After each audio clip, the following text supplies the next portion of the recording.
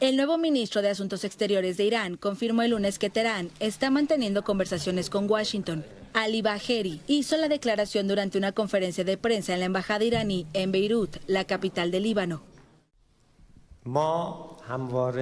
Siempre hemos continuado las negociaciones con las partes con las que mantuvimos conversaciones y estas negociaciones nunca han sido interrumpidas.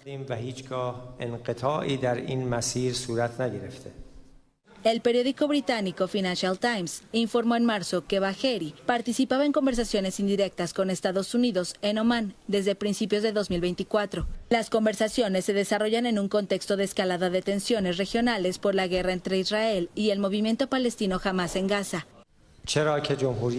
La República Islámica de Irán, con el fin de aclarar sus posiciones, evitar malentendidos y trabajar para lograr soluciones duraderas a las cuestiones pendientes, estuvo presente en la mesa de negociaciones con el fin de cumplir y garantizar los intereses del pueblo iraní.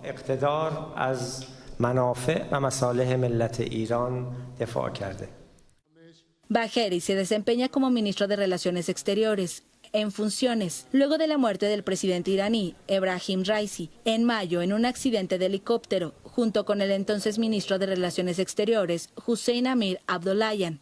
Trabajó como adjunto de Abdollahian y fue el principal negociador del programa nuclear de Irán. Washington y Teherán rompieron relaciones diplomáticas después de la Revolución Islámica en Irán en 1979. Estados Unidos es el principal aliado de Israel, mientras que Irán apoya a Hamás y al movimiento libanés Hezbollah.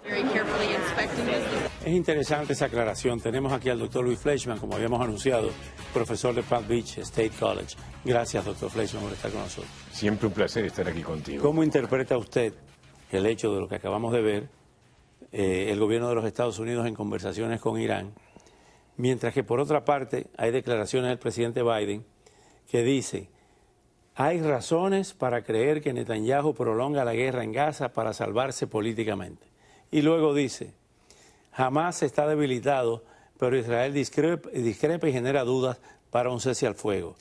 Hamás, dice Biden, ya no tiene la capacidad para representar una amenaza. Bueno, aquí estás preguntando dos preguntas diferentes. Voy a contestar. Citando los titulares, ¿no? No, totalmente. Y es verdad. Con respecto a Irán, yo pienso que haya un diálogo entre Estados Unidos e Irán en principio es una cosa buena, pero no ha traído resultados. Fíjate tú que se informa que este diálogo existe desde principios de enero. En abril vimos un ataque masivo de Irán a Israel, que obviamente tuvo represalias por parte de Israel, y obviamente Irán sigue alimentando tanto a Hamás como a Hezbollah. Y ahora estamos viendo que Israel está sufriendo en el norte incendio tras incendio por los bombardeos de Hezbollah.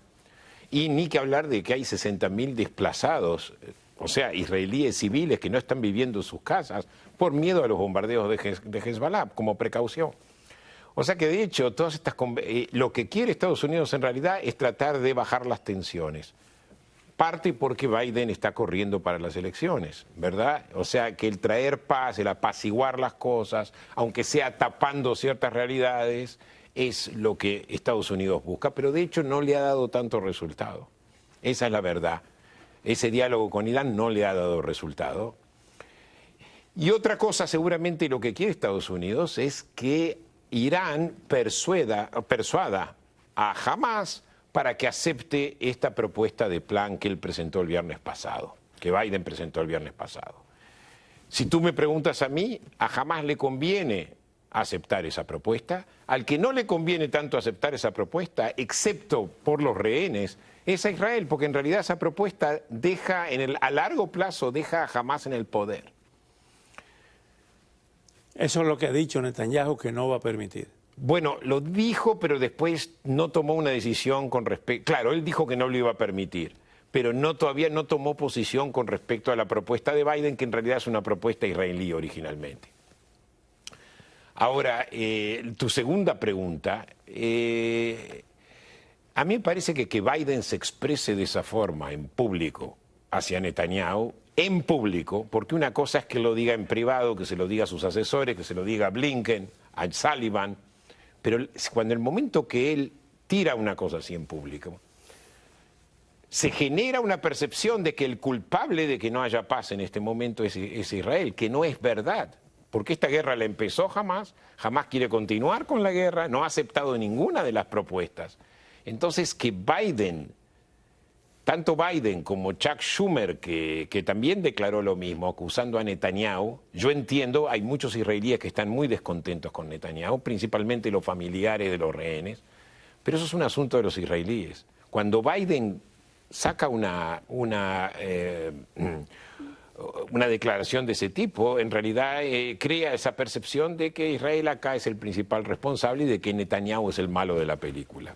¿A qué se debe que se haya ido desplazando la narrativa del crimen del 7 de octubre hacia una victimización de Hamás y de los palestinos?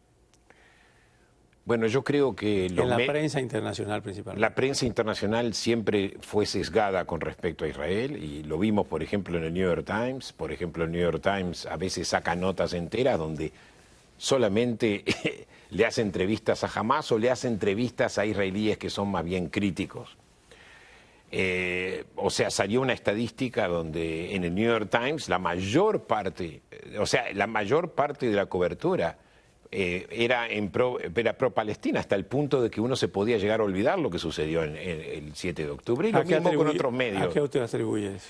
Yo pienso que que hay una ideología de izquierda bien arraigada en la mente de todas esas élites intelectuales, incluyendo periodistas, que se educaron en una universidad que era más política que académica, que estaba más dominada por un discurso de izquierda, un discurso maniqueo, por así decirlo, donde el mundo está dividido entre opresores y oprimidos, y es así como ellos interpretan el mundo. Entonces los israelíes son los opresores y los palestinos son los oprimidos, más allá de cualquier realidad y matices. Entonces esta gente obviamente viene con ese sesgo y así lo aplican. Usted que es maestro, profesor de Palm Beach State College, ¿por qué eso no se ha producido en la Florida? Bueno, no es que no se ha producido, hay profesores que tienen ese tipo de sesgo. No, pero las manifestaciones masivas, por ejemplo. Bueno, eso fue gracias al gobernador. O sea, el gobernador fue muy claro de que no iba a tolerar. Ahora es muy interesante porque el gobernador tomó algunas medidas, algunas más controvertidas, con respecto a lo que se llamaba esa cultura de izquierda que en su opinión genera influencias negativas en la educación. Entonces yo creo que muchos profesores entendieron eso y prefirieron abstenerse, incluso también estudiantes. Doctor Fleischmann, como siempre, muy agradecido por venir esta noche. Un placer. Regresamos de inmediato.